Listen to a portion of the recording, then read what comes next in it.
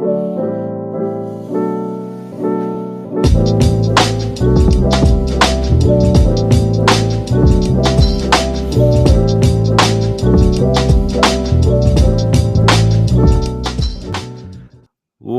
in, everyone. RFK Refugees podcast. Ted here, John here.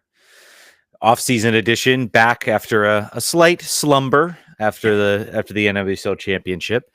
John, how you doing, my friend? How's the winter weather been treating you? I hate it. I hate winter weather. It's the worst. I don't like the cold whatsoever. But today was it felt like 60. It felt gorgeous today. So I guess that's good. I can't complain about that. What's been up with you?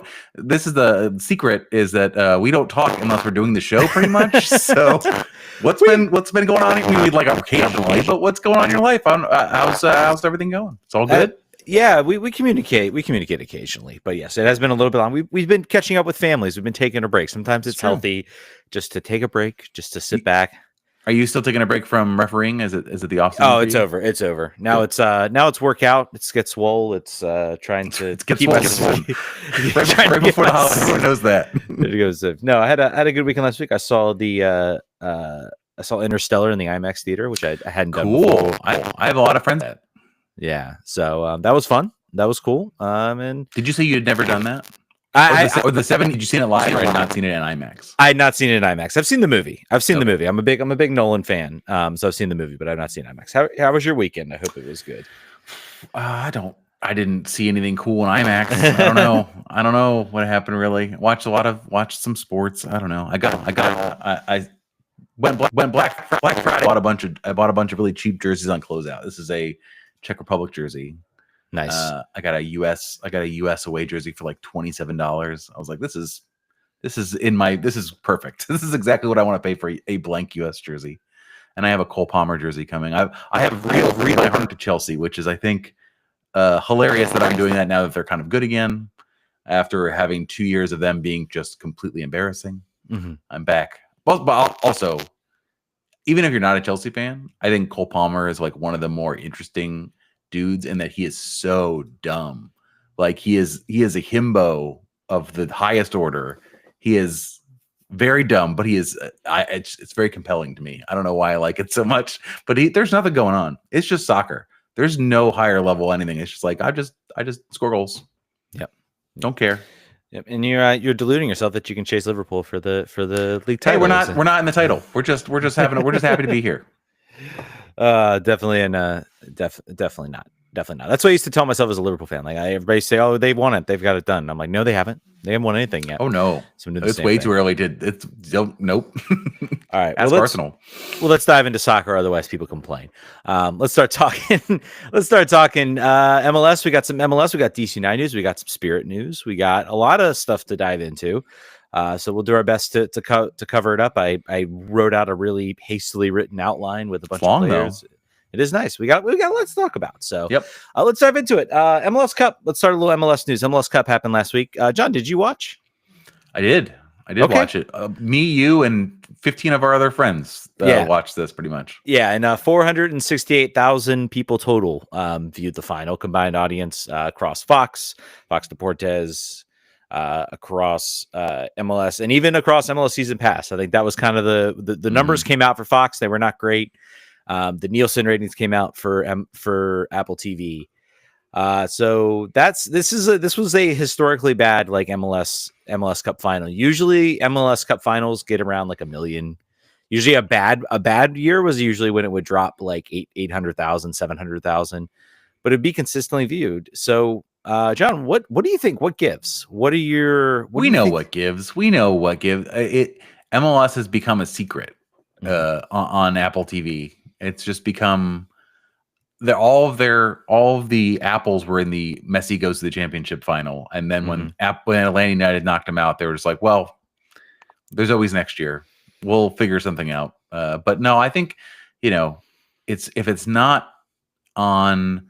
If it's not on over the air or other things that people already pay for without having to pay something extra, it's just not in the conversation. The final should have been pretty interesting. I think Ricky Puig blowing his ACL out was unfortunate, and I think probably hurt a little bit. But the Red Bulls have not been a going concern of anybody other than the very small section of fandoms that are Red Bulls fans in the country. They just don't. The star power isn't there. Emil Forsberg does not do it for really anybody except for Red Bulls fans. And the Galaxy are, while they're certainly more star filled than they were in the last couple of years. It's not Landon Donovan, Beckham, and Robbie Keane anymore. So the final was for casual fans, and the casual fans aren't showing up. They didn't pay for MLS season pass. They forgot, because they didn't pay for it. They forgot the season existed. And then even if they did know the season existed, the playoffs started 2 years ago. So they've moved on. There's other things to do. Yeah. By the way, so I was curious. So what were the ratings last year? I believe was an 815,000 viewers ratings. I believe actually numbers are now a little bit higher. I think it's around 533,000. So somewhere in the 500,000 range. Still not great. I have a what MLS needs to do. We know that there are. And I think MLS knows that there are more than 400, 500,000 people that watch MLS soccer out there. And I think that is, if I'm in the TV offices, I am wondering why are those people not watching us? Why is the people that show up to watch Seattle, show up on this podcast? Todd and Timothy, thank you for the welcome back. We'll get to your questions. The people that follow their teams. The problem with MLS is the same as it ever has been. The main problem. I think there's some argument to make about the schedule. They're talking about moving the schedule to the spring. I think going up against the SEC final probably didn't help things. I'd be curious to know what the TV schedule was for the last MLS Cup final, and also for the 1 2 years before that, which, by the way, was actually very good. The ratings were excellent for that final. I think the Apple move can pay off. The biggest problem is, and I think it stems back to how they approached this year from the Apple deal. Because if you remember when the first year of the Apple deal, we were like, this is great. We've got all the content. We were very happy. The quality was good. Everything looked good. Everything ran mostly smoothly. There was some great analysis. They had Christina Uncle in the stands doing referee breakdowns. They had all this other staff. And then they went next year and they said, oh, now we're going to cut that staff. At basically Extra Time is now kind of a roving band of like two or three people. They've cut that mostly. I think they've cut back a lot on the support staff behind the background. And I said at the beginning of this deal, I said, this can't just be a way to watch the games week in and week out. There has to be more. What's happened to the Drive to Survive documentary? What's happened to all the shoulder content? They do a preview show. They do a preview show every single weekend. The full version's on YouTube. You can't find the full version anywhere on Apple TV. All you watch your teams, right? Like you watch the little section, like Kalen Carr talks for like 90 seconds about DC United. And even the full show, I tried to put it on. It's not really. It's fine. It's like 2-3 minute blurbs about the game.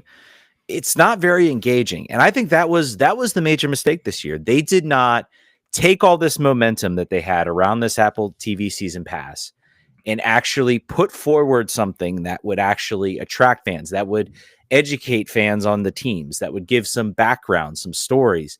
They need to look at this not as like, this is where, we're going to make this money and from Apple, and this is going to be where we're going to be, I think the cutbacks they made were disastrous. I think it really made it so it was really hard to like actually follow the league and follow the other teams. I mean, I listened to Extra Time Radio.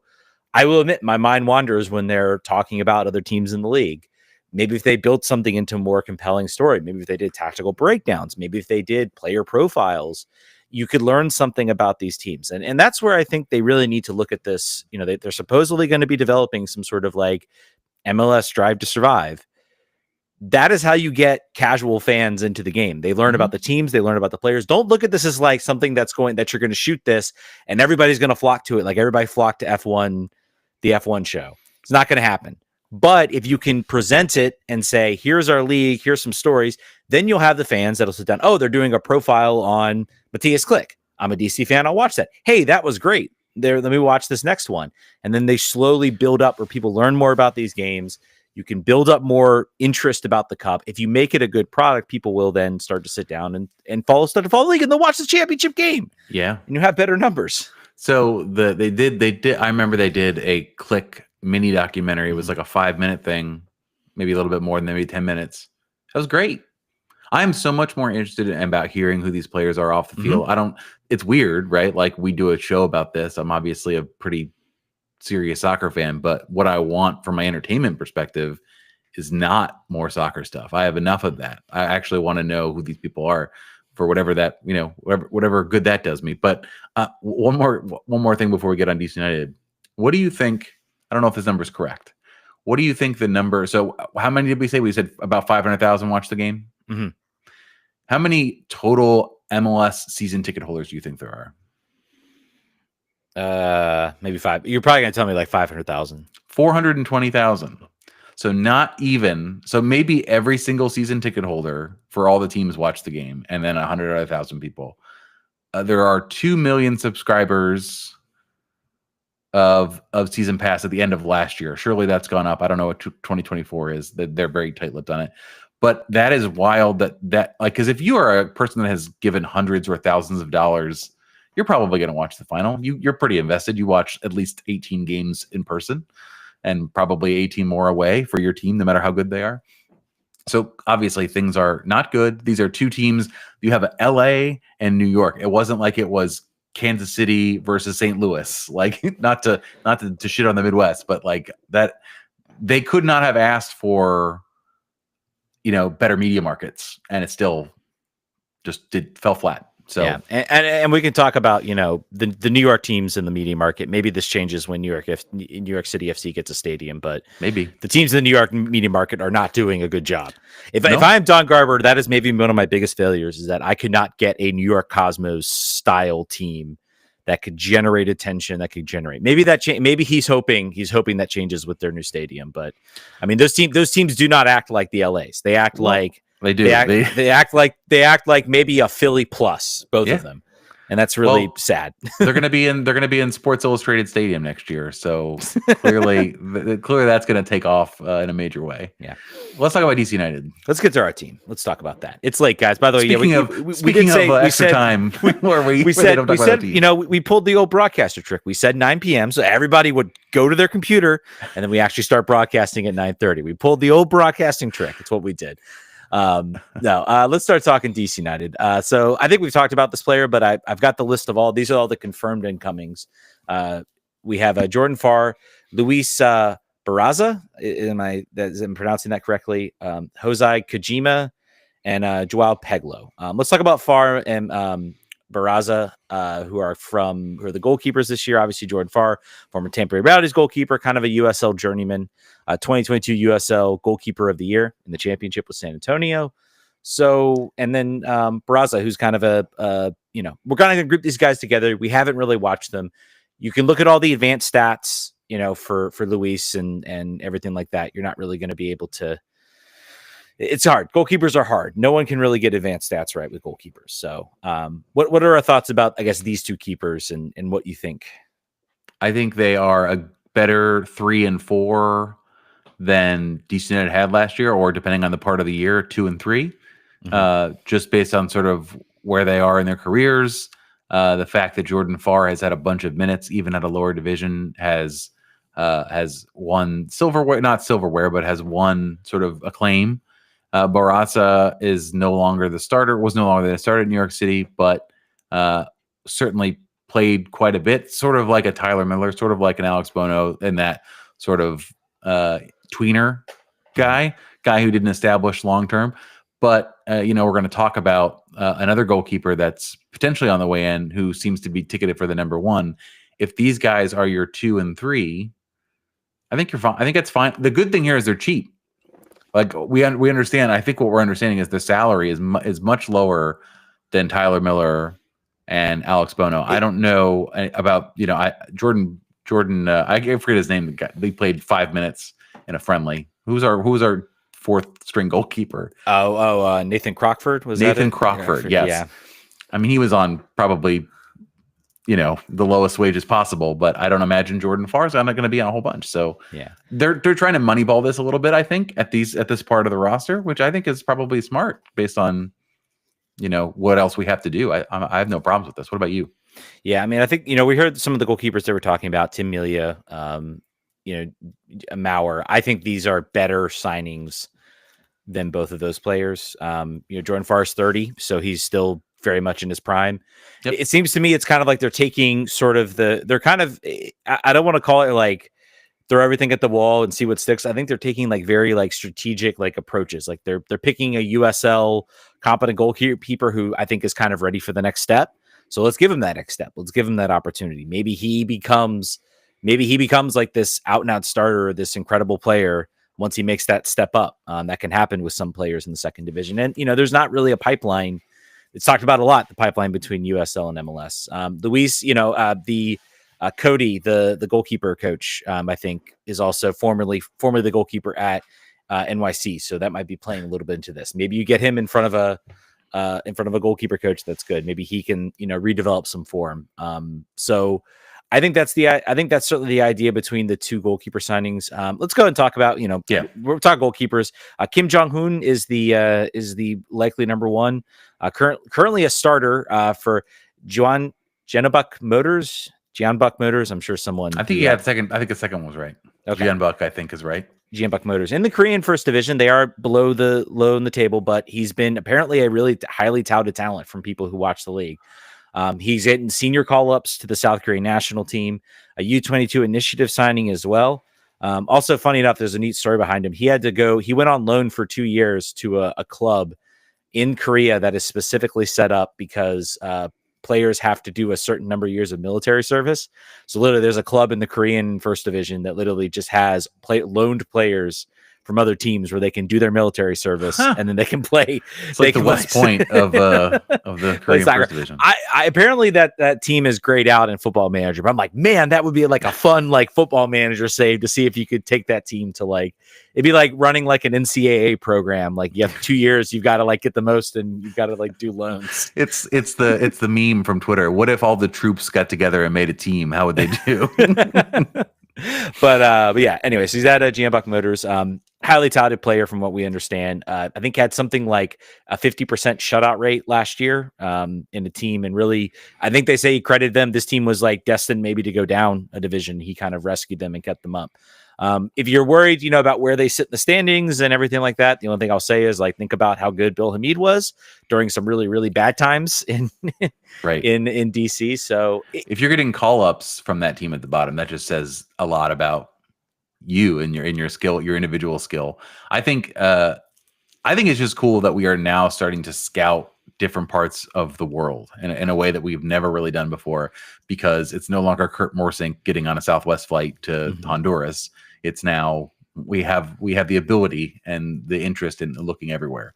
So I think that's cool. I think granted, we just talked about a USL and a NYCFC signing, but we're going to talk in a second. We're looking elsewhere. We're looking at sort of play in parts of the world that we hadn't before. I think that's a generally good sign. It's also higher risk. I think we talked about that last week. This is Mackay is, he's stepping out a little bit. He's not taking the easy, like, well, no one will doubt you if you sign an MLS vet to a 3-year deal and, nothing ventured, nothing gained. This is a little different. I think particularly if we're expecting this guy who's very young to step in as the starter in MLS. Like that's a big jump, I think, probably from the Korean first division. I don't think that's a really controversial thing to say. So we'll see how it goes. Yeah, I mean, Korea is not a terrible, I guess, in the AFC, in the Asian program. I mean, this is a guy playing first division soccer elsewhere in the world. I don't know how you would classify it as whether it's probably a step up, maybe in terms of salary. But I think, I think this is a risky move. I will agree with that. I think it's also I like it as a move, is sort of a creative move. I think that's been mostly what I've seen reflected. Mostly what I've seen reflected in a lot of the in a lot of the talk around MLS is like no one's really used the U-22 initiative spot on a goalkeeper. And that's maybe a little bit of a risk, but I like that it's maybe thinking a little differently. And that's kind of what I wanted from this team. For so long, it's been like predictable move after predictable move. We'll get to some that I think are kind of maybe calling back to old, but I think they're maybe giving a little more, a little different. In the first Google result for league rankings, like football league rankings, we've got, and whatever this is, globalfootballrankings.com, for whatever it's worth. MLS is rated 9th. K-League is rated 20th. Okay. So below the second division in Italy, below Turkey, below second division in Germany, and the Polish league. The Polish league is 16th, which is going to be important here in a second. Yes, it will be. Yeah, but I mean, I think it's I'm excited about this move, and this move for Kim is not official. It is apparently Goff has it everything but a jersey, I think, at this point. Yeah, it's unless we have another Sonny Kittle on our hands, where he'll basically be signed up. We just want to say quickly, we've got a viewer right now saying that Barraza is played very well in Campeones Cup. And 2 years ago, he's a capable player. So that's for what we got him for. That's you can't beat someone with a little bit of a upside and a little bit of a proven record too. Yeah, and you talk too about, we're going to do a second. It's a lot of, what we talked about is how much this team overpaid for certain players. They seem like they brought players in. They were paying, $1 million, $2 million and a half dollars. Martin Rodriguez, as much as we liked him, that guy came in and you looked at his pedigree and you were like, okay, this guy seems like not really worth $1 million to like $1.5 million. The amount of salary. Turkish second division at the time. Turkish second division, exactly. So it's kind of like, and we'll get to some, there are the international signing we'll get to talk. We'll talk a little bit about his stats and what that means, and maybe some people are pointing it out, and I think it's worth talking about. Let's talk about the maybe a little bit of the surprise was I think it's Jose Kojima. I know. I hope it's Jose, so people can be really confused, like without reading it. Just think, is it Jose? Where's this guy from? What's going on here? It's Jose Kojima. Apparently, he's a football manager. He plays a lot of football manager, so maybe we'll have to trade tips or ideas on that. Acquired from San Diego for $400K in GAM after taking him from St. Louis in the expansion draft. So this is very MLS move. Yeah, part of the expansion draft is, sometimes they'll get players, sometimes it's about acquiring assets. He's a left-sided winger, former teammate of Tubbs over at Wake Forest. So there's a little bit of a connection here. 21 matches, 9 starts, 2 goals, 1 assist. Definitely been sort of more of a backup. He's listed as domestic on the signing. And I hope that's true. I hope he's been able to get his green card. He's from Japan. He's been playing professional for a couple years now. One would hope that he has gotten the ability to get his green card. We'll see whether that's the case. But he's listed as domestic. On the last sort of roster profile, he was listed as an international. Well liked amongst the fan base. Many people in St. Louis were sad to see him go. They really seemed to like him. Sort of average attacking stats. But one thing that's interesting, he's very much in the higher echelon among forwards and wingers in FBref for like defensive plays, like tackles, interceptions. So a guy that you would think might fit well in like a high pressing type system. Apparently very hard worker, sort of to me, like it's like the left-sided version of what we get kind of out of Jared Stroud right now in some ways. So I think he feels a need. The $400K, a lot of people seem to point at that maybe as a little bit of an overpay. Where do you sort of fall on that? First of all, I want to say it's the St. Louis pipeline with Jared Stroud and now Kojima there. It could be funny. I'm going to DM their radio announcer, get a scouting report. What do I think about 400 and the price? I think that it's very hard to ascertain the value of draft protection. Not that we had, I think there was only one player under contract in our non-protected list. Yeah. And it was Click. I think that there was probably some conversation with the move that happened previously with Chris McVay going for 50K. So I think that 400 and that 50 are sort of they're intertwined, and I think it doesn't tell the whole story. So I don't have a big problem with it. I don't think that we're going to be leaning on this player, but anytime you get a young player that has started, had some opportunity to grow and figure out what he is in this league, a little bit about him, I think that's good, and we need some some depth on the left-hand side. We just talked about Rodriguez a second ago and Dahome both gone. We have a bit of a hole over there. So yeah, and the hole I think got filled, and that's with the next player. And also, you did mention the McVay sign, DC trading away Chris McVay, who they, by the way, waived the right, again, very MLS, $50K, could rise to $100K based on sort of performance metrics. Sorry, I'm just realizing I know how to do this now, and I can put comments on the stream. Yeah, Jeremy's saying the game matches his market value. Yeah, I mean, I think also I look at this as $350K based on that McVay signing, because basically we gave a player we had no intention of signing over to, and we got $50K back for it. So I'm sure like San Diego's like, okay, well you gotta pay us a little more for Kojima if you're gonna get that. So maybe that was part of the trade. Seems like maybe that was part of the equation. Let's talk about the first international player signed abroad. First official, I should say. We've talked about Kim being the second player, and that is Joao Peglo, who's going to be signed from Polish side. And I will Radomiak Radom is going to be my guess, or Radom. Not the, there are a couple teams playing in Europe in the Polish division right now in the Conference League, which I am only watching again because of Chelsea. But this is not one of those teams. This is not one of the elite Polish sides. Yeah, definitely been a journeyman around the league. Again, we talked about a little bit about the stat line. Stat line's not impressive. 17 appearances, 1 goal, 1 assist. Again, I hedged a bet that like soccer's a lot more than just about some of those stat lines. Again, he is an attacking player. I would also say that if he was, 4 goals, 4 assists, he was lighting it up. He might be worth a little bit more than what DC got for him. 700K is the rumored transfer spend that they spent on him.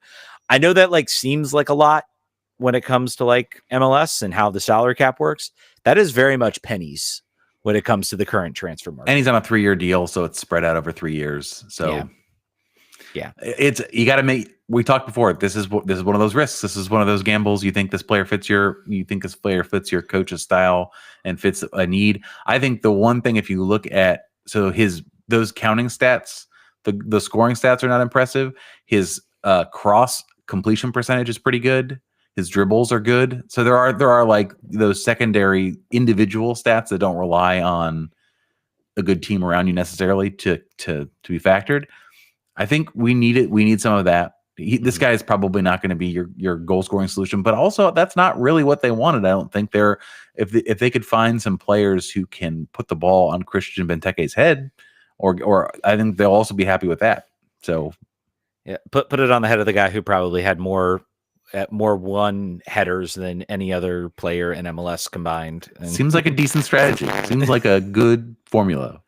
Yeah. So I don't know. I kind of watched a little bit. He seems like and again, style can change. Everything can kind of change. I watched the sizzle reel. It seems like he does want to play a little more narrow. But again, I think that's kind of what DC wants to look to do, to sort of allow their fullbacks to sort of overlap and cut in and are able to sort of play those crosses as well. So I don't know. It's one of those moves where I think, we have to, and we'll talk a little bit. There's a great question that came in our Discord sort of regarding this. We do have to sort of allow, if Dave Casper makes this signing, I think maybe we're a little more skeptical than if Mackay makes this signing. And that's because, and people say, well, why does that matter? Why one player, if you think the player is good, you think the player is bad. And I'm like, well, I haven't watched any of him. I haven't watched Peglo, but I know that Mackay's new. He has a different eye. He's a different person. He's the one making the decisions, and we don't have much tape on him. We have a few players. Some of them are good. Some of them have been a little concerning. But he's certainly still swinging. So I think it's going to take some time for us to maybe develop an opinion on, if things aren't going well and he's signing these types of players in 3 years, then yeah, I think we're maybe late for a little skepticism of him. Yep. But right now, I think it's worth keeping an open mind and seeing when he gets out there. All right, let's get into the likely leaving, and that includes Mateo Cabone, basically done out the door to AFC Bournemouth. 1.25 million could rise to 2.5 million if he makes appearances. DC United keep his whole fee and can convert it into GAM. And I wonder, can they? So it's 1.25 million, and then another 1.25 million, I guess, if he makes appearances. So if he makes, because he's appearances for the first team, yeah. So he's not going to. He's not going to make an appearance this year. He will probably be loaned out somewhere. He's not going to be able to be eligible for work permit. Maybe he plays some time in the Bournemouth reserves for a bit. He's not making an appearance this year. He just doesn't have the capital, that won't have the be able probably to get the work permit to actually play. Probably going to be loaned somewhere else. But if he does make that appearance, say next year or 2 years from now, can DC take that 1.25 and convert that into GAM if they get that payment? I don't know. I don't know. That's a question for MLS, but they can at least take this money and they can convert it into GAM. And I think that's why the 1.25 million falls right around that mark. So that's extra roster spend that Mackay can have to build this roster. And I think that's important to call out. We've been talking about what is Matai going to be? Like, what was the expectation from him this year? I also think his head was turned. I also think he was ready to go and give it a shot and try it out. So I'm glad that we got something out of it. It would not have been as much as we would have hoped, but I think it's the whole point here is that you give players, if they want to go, you give them an opportunity to leave and get something from it. He also has a brother named Mikel who is on trial, I believe, or not necessarily on trial, but is training with Man City right now. Yeah, at a DC United's academy. So, good for all of them. I think it's a good thing for this club to have players that are in demand by Premier League teams. So we'll see. Griffin Yao continues. The Kevin Paredes story is kind of got on hold as he's been injured. Griffin Yao is injured. So we'll all be hoping that he comes good, and we hope that we see him on our NBC Sports app on a game we would not otherwise watch in a year. Yeah, just like we did with Paredes. I enjoyed. I woke up to watch. I watched so many Wolfsburg games that I should not. And they were terrible. They were so bad to watch. They're such a bad team to watch. Yep. Maybe they've gotten a little better. Again, so the game I think is the important thing about this. I think it allows the team to move. And I said initially, I think if you're not planning to start him this year, you might as well go ahead and sell him and get that value back in. And I think it opens up other opportunities with that roster space to actually, supercharge your rebuild. I also do wonder, if Benteke's here, you have a year with Benteke, if that putting a little pressure to build a team that can win and can compete, maybe took a little bit of a forefront rather than maybe taking a longer term approach. Matthias Klick, obviously the elephant supposedly in the room, DC reportedly exploring all options, quote unquote. He was rumored to maybe be in talks with his return to his side in Poland that he played for, I think when he was much younger before moving to Leeds.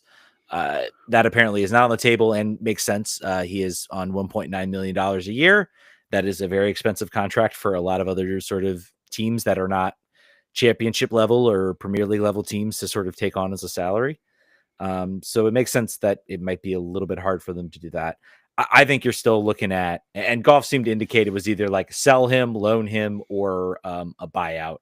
I think the selling and the loaning part is extremely unlikely. And I think it doesn't really give you much because you can't really free up that spot. Maybe you can free up a little bit as far as a roster spot.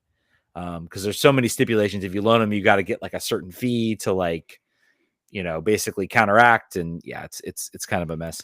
I think he'll suit up next year. I think he'll play through the summer, and then it's kind of maybe Mackay can convince him, look, we really need to buy him out. We really want to sign this player, and we just need to buy him out. So I just love all this Poland talk as a descendant, as one of the land of my grandfather. I think that's very exciting. I'm trying to see what Polish club he started. I believe he was coached by his dad there. I'm pretty sure.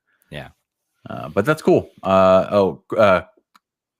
So Krakow. It's like one of the oldest club in Poland to exist. So we'll see if something comes of that. He's still training. If you look at his Instagram, he's out there. He's working. He posted today. He was out in Arlington working out. He is a guy who is enjoying his time in America. He is not just hanging out in in the comfy confines of his apartment. He's checking stuff out.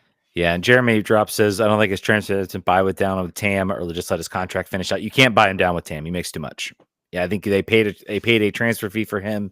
He is at 1.9 million, which I think is like right at the cusp. And then I think whatever transfer fee we paid for him, I think brings it to up. So he is not eligible to be bought down with TAM. And we'll get into a little bit maybe why why maybe a certain other player they might be maybe holding on to that sort of young DP slot. We'll get into that in a Let's bit. whip through these questions. Yep. We don't have shows for 3 weeks. Our pacing is not great. We get loaded up with questions. Brendan Cart. You want to do it? I can start. Brendan Cartwright. Okay. Are there concerns that DC hasn't moved past its reputation of not spending particularly wisely by paying $700,000 for Joao Peglo, $400,000 for Kojima, or do you predict that their future performances will make these costs seem reasonable?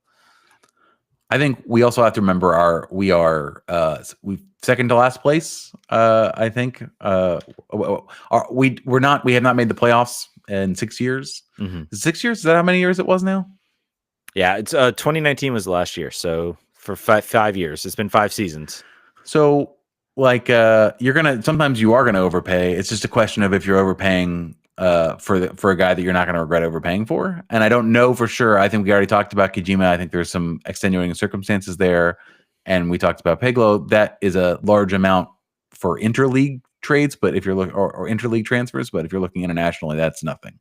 Rounding error for most clubs. So yeah. I am in between how I think they'll do, weighing it out, but I also just think that the cost is not super high. We have to see other moves that happen throughout the year to see if we overpaid, I guess, or in the offseason. And I mean, I think from a salary, the 400,000, you're getting $1 million.05 in GAM for Mattia Kambone. Like that, I'm going to assume they're going to I think it's an option to do that. I think if you're Makai, you're saying, look, give me that. Look at that. I need this. So I'm going to take it. So I think they still have so much room they can build out a roster. They can build out a roster here. And they still need, as Timothy points out, we need a center back. And I would say, yeah, we need a center back. I'd say we need at least like a couple more wing backs. And then, you have the starts of maybe a team, and then you're kind of trying to fill in some other positions. We also have the super draft coming up on December 20th. Do we? Yeah. So yeah, I remember that used to be such a big thing. And now it's like just an huge. Would stream all multiple rounds on my phone. So excited about it. Yeah. Brendan Zabran on Blue Sky. Can this be considered a successful offseason if Klitsch and Pirani stay with the team? Don't know they'd be up for moves, but now it feels like it's a missed opportunity if they stay. Yeah, we forgot to mention, I dropped this. Gabriel Pirani apparently going to return, apparently has been offered to return to Brazil. I think that's more of a move of, we know the limitations of this player. This player had a pretty good season. Let's see if maybe this is his highest value and high. Yeah. What maybe we can get for him.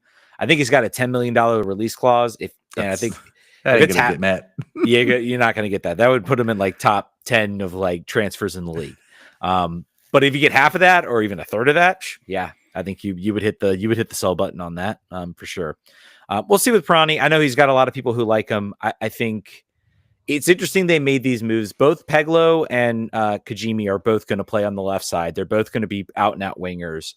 I think that might help both Ted Kudapietro and Gabriel Pirani, because now they don't have to occupy that left side. They will be competing right now for that reserve forward, that second forward type option. And I think that will kind of help them maybe be a little bit better. So Wames on Discord. And I'll let you read with some of these, John, I promise. With Kopp now reporting that the team is saying all options are on the table for Click. If he does leave, who replaces production? Becomes the new glue. Does McKay find another box-to-box mid? Troy move Peltola back to the midfield? Does the team do as you say and reinvent itself again? I don't. Yeah, I think Peltola is moving back to the midfield regardless this year. Yes. I think that's happening.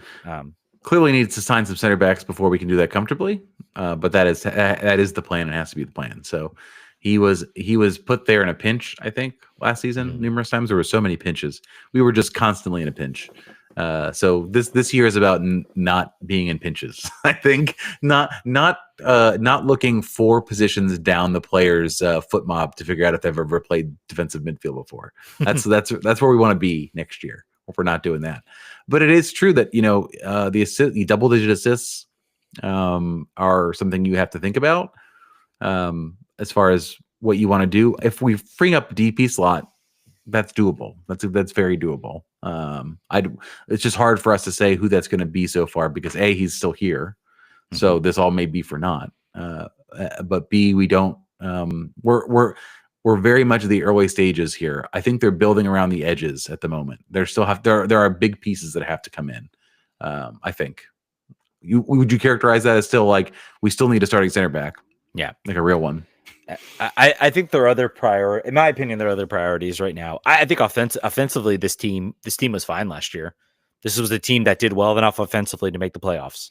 Yep, they did not do top third XG creation probably. Yeah, they did not do well enough to defensively to make the playoffs, and that's the big problem. So I think that if I'm Alan Mackay, that is my priority. I need to improve this team defensively. I think they've gotten at least a high upside keeper. It might be a little bit rough. I think you need to then say, okay, I need to make sure I get an experienced center back, whether that's through free agency, which there's still some players. Tim Parker's still out there. I think he would be a potentially solid option. There's a lot of other players out there. Not super exciting, I would say, but certainly solid. Certainly solid. Yeah. Certainly an improvement. I think I would classify any of the free agents out there an improvement over. Yes. Mostly be an improvement over last year. I wish, Aaron Lawn was available. I wish Jack Elliott was available, but they've all been poached up. And that's kind of the deal with that. So the Enclave on Discord says, this one knocked me back.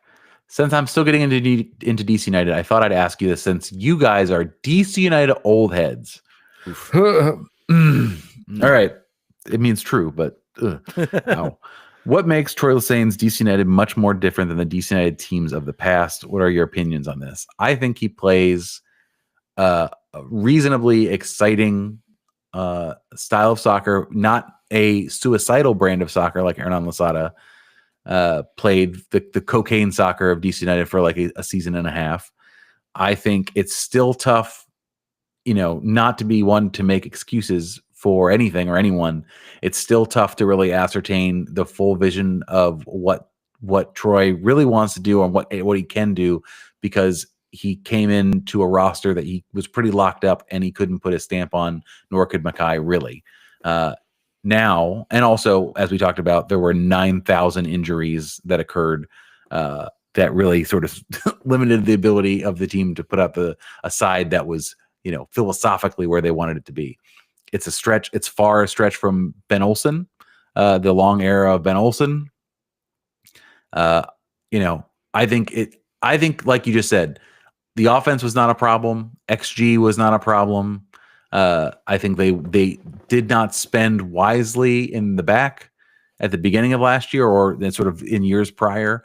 So sorting that out will enable us to figure out what this team should be looking like as a full unit versus just a team that's like, well, hopefully we win 4-3. I don't know. We're not stopping you scoring. Yeah. Old heads. Yeah. I think the injuries are a problem. I think this team walking out with 14-15, it shouldn't happen this year. It just shouldn't. This team should have enough of a bench to be out there. I think they are still hamstrung a little bit, obviously, by they don't have an MLS Next Pro team. You're seeing a lot of them. If you kind of track what other teams are doing with their MLS Next Pro teams, they're able to go in, grab an 18-year-old, pay $2 million for him, stick him on their MLS Next Pro team. They don't have to worry about what he counts against the cap. They can let him develop. Then they can bring him on as a U22 initiative player. Like the dream, man. Charlotte's doing this. Austin's doing this. It's really a problem that DC doesn't have this, and I think I worry about them falling behind if they don't get on this. But I think that is what to watch for next year. Getting more depth in this roster. I think that's why you're seeing them make the moves they have.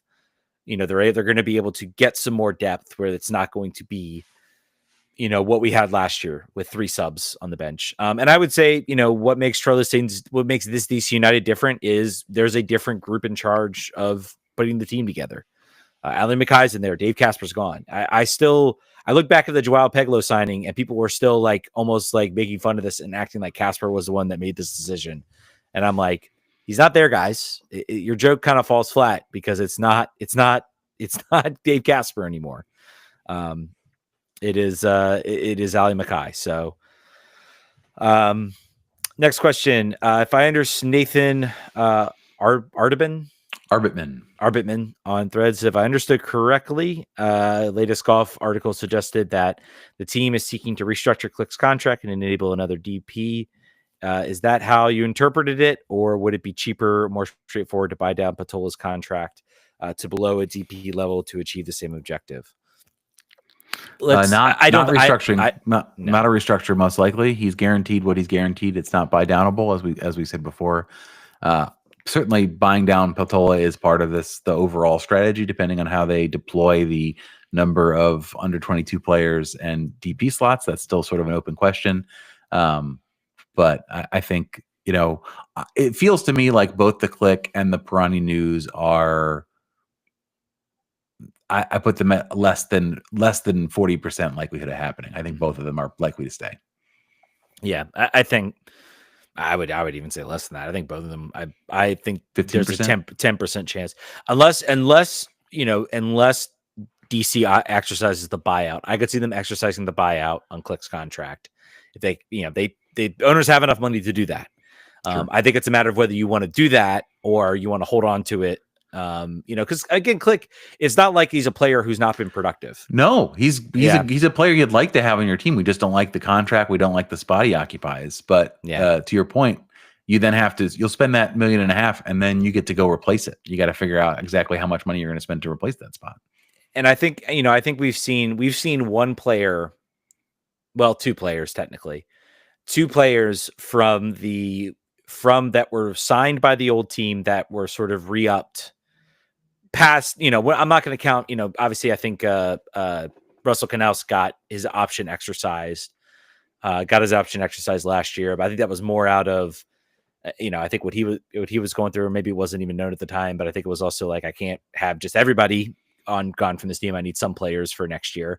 But we've seen the past two cycles, like every player that has not been one of Ali Mackay's guys has their contracts run out. They've been gone. I think Click's in that same boat. Mackay really couldn't control the fact that the contract was exercised. I think that was a decision made before his time. And so I think he's exploring options. He's maybe if there's an avenue where he thinks maybe he can offload Click, I think he'll take it. Because I think he ultimately wants to get this team. He wants to get this team set to where it can be his team and his vision. And the only other player he really signed has been Benteke and Gabriel Pirani. Those are the only two players that he's really sort of brought back that were scouted or on the team when he was not as GM. And every other player has been, either retired or has been they've moved on to free agency or they haven't exercised the option. So that's just food for thought. As far as buy down Patola's contract, I think they still have that option. I think Mackay knows he has that option. It's about weighing whether the cost he currently has to the cap, which is like $150,000, suddenly is not worth as much as the ability to sort of free up that DP slot. I think it's smart to keep that in your back pocket until there's a player that you can say, we need this player as a DP, either a center back or some other player. We need this player as a DP. We can fit him under the cap, and we're going to buy down Patola's contract, because I think they have till the registration deadline to actually make that claim as to what they're doing. So yep. I won't be surprised if they do it. I also could see them maybe wait till the summer, keep him at that salary cap, especially if they're trying to build out other parts of this roster. They still have a ton of roster they're going to have to fill out over the next couple months. So it might be smart to keep him at where he's at because he counts less against that cap. Thank you for all of the questions, particularly on, I think it was about probably a 45-minute notice before the show recorded after not having done one for 3 months. So people are desperate, man. We love you always. Let's get into Washington Spirit content. Again, we always love when it's timed perfectly. Signing occurred here for the Spirit, signing Narumi Miura, free agent previously with North Carolina, a temporary / I don't know if you want to call it permanent, a number 6. A fill-in for Andy Sullivan. We saw last year what happened after the Andy Sullivan injury, what Hal Hirschfeld had to do instead, and a lack of depth in that midfield, really what it did to this club. So making, not waiting around, signing one of the more desirable defensive midfielders in the free agent class. I think also, I didn't know this. I thought that this is probably an oversight on me. I thought Andy Sullivan tore her meniscus like Croy. I didn't know it was an ACL tear. So that's a 6 to 9 month on the sideline. So they could not have started the season. They didn't want to start the season the way they had to end last season. Yeah. It moves Hal Hirschfeld back to her normal number 8, gets her further up the field, makes her more dangerous. I think it's a really great signing. The challenge continues to be the sort of the lack of clarity around salaries, salary cap, what the implications are, how much space they have, because they still have holes in this roster to fill. But with all that not being known, I think this is a really, really good signing.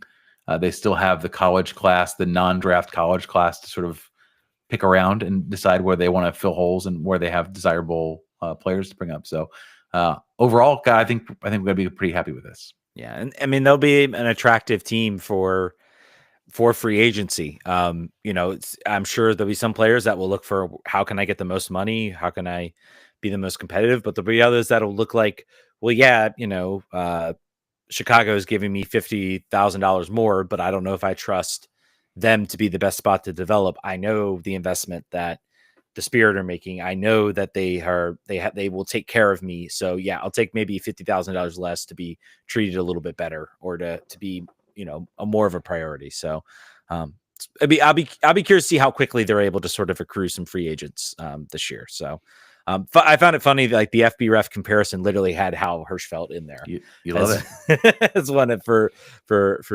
Mura. So next bit of news, I think 2 days ago, they announced that they've re-signed Kaylee Collins. That's the goalkeeper they signed as an injury replacement for Liza Bosselman. I believe Liza's still sort of who they see as the more, the more likely player to play in the long term, but still recovering from injury. So they wanted to get another body in there. There were other roster decisions that were finalized here. Barnhart, Boutel announced on Instagram she's gone, she's not coming back. Anna Halferty did the same thing. I don't know if Lena Solano has done any sort of Instagram post. I may have missed it. And Savannah Coleman has not been with the club for a while. She had her 4th ACL tear in her young career.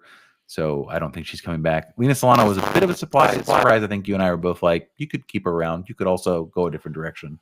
But they decided not to do that. Anything standing out? I mean, obviously it stinks. Anna Halferty's gone. Yeah. I think she's the player that we most miss out of that. But yeah, Anna Halferty maybe is the one that hurts the most. It's a shame because she really was a really good player for this team for a long time. Just injuries set her back. I mean, she's the one who gave the best quote at the end of winning the 2021 championship to CBS. Basically said, "We are the bleeping champions." So that was cool. So she'll be a player that will be missed here, I think.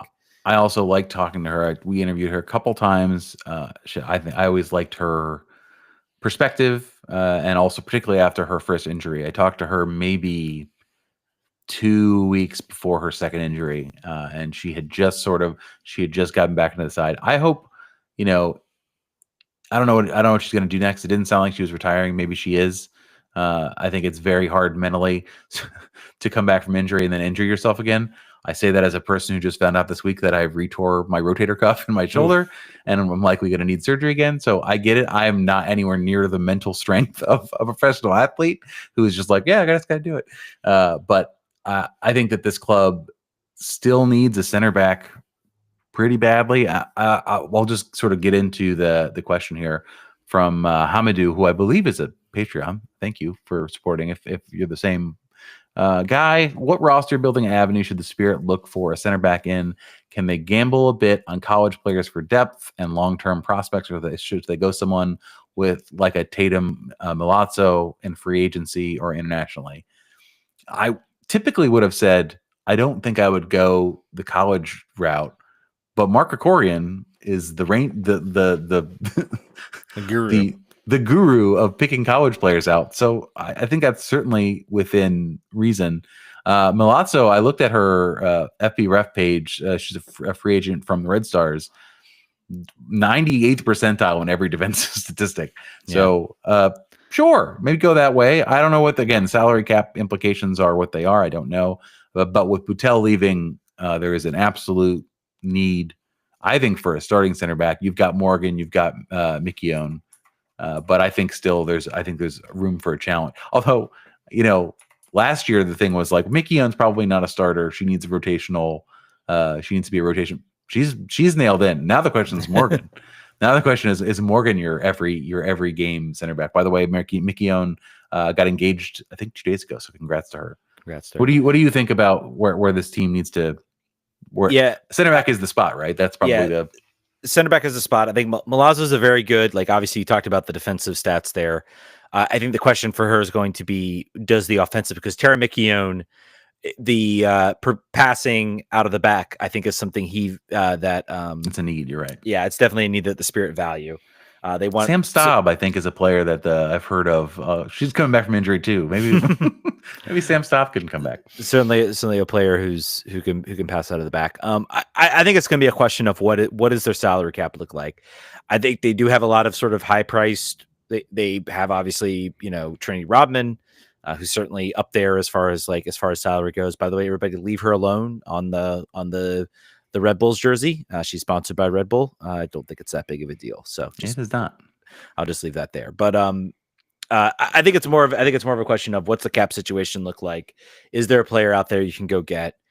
Because if you do draft a player, they probably will draft a player. No more draft. There's no more draft. Sorry, I'm used to it. Sign a player from college. There's a chance you can get them maybe a little bit cheaper, and maybe trust your gut. You found Hal Hirschfeld. You went and found Croy Bethune. You went and found all these players who have done exceptionally well out of college and have just jumped right in and been starters.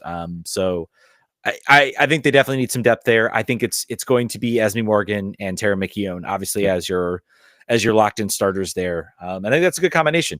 And goodness gracious, like looking at like Tara McKeown's like stats as far as like a center back is like impressive. Like maybe she's like not good as far as blocks and interceptions, but like tackles, clearances, she's up there. And then it's like passing stats is like off the charts when it comes to center back. So just just such an incredible player. And I think one that should be hopefully getting some call ups to the national team soon. We'll see. Set at wing back, I think for sure with Gabby, Casey Kruger and Paige and Kate Wiesner. I think they're set there. There are other positions. Midfield is still a little weak. They're not going to rush Croy back with her history of injuries. Andy Sullivan's half season likely. I think Croy will be back to start the season. Do you think they're going to play her as much as they did last time? Every game, 90 minutes, like they were trying to before?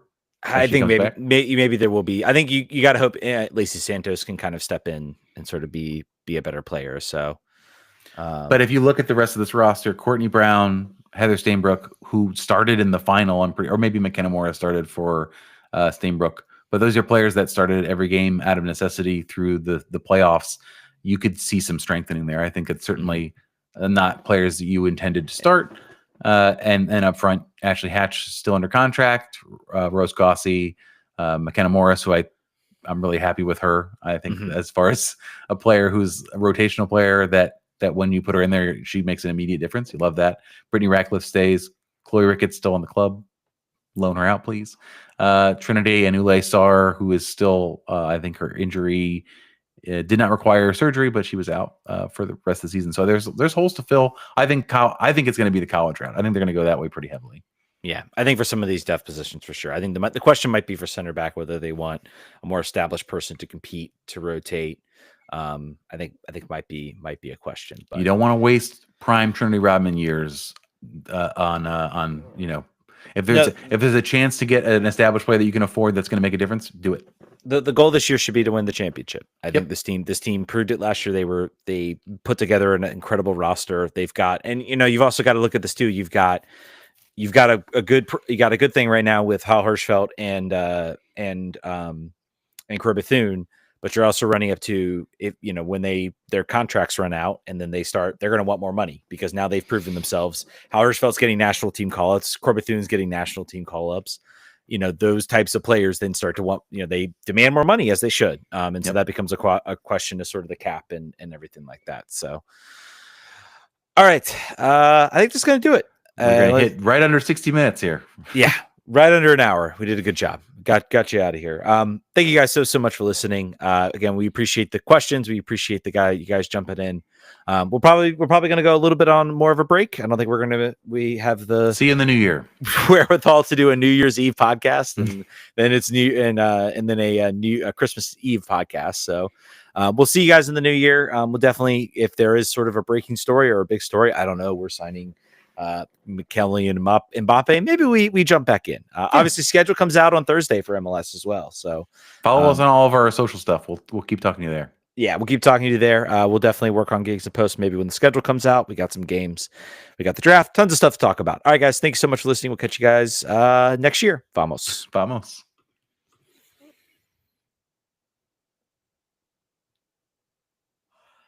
Right under the wire.